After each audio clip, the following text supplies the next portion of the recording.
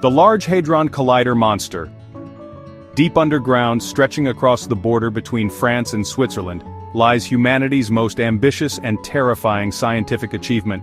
The Large Hadron Collider isn't just big, it's monumentally massive, forming a perfect 27-kilometer ring that could swallow entire cities.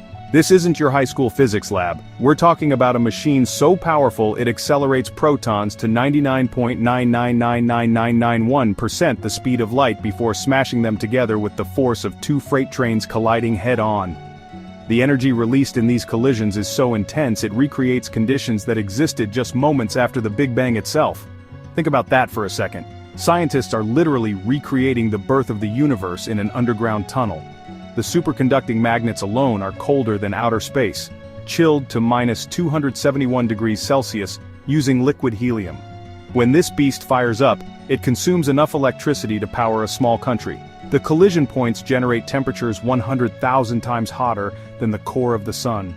This is where the magic happens, where ordinary matter gets obliterated and the fundamental building blocks of reality reveal their deepest secrets.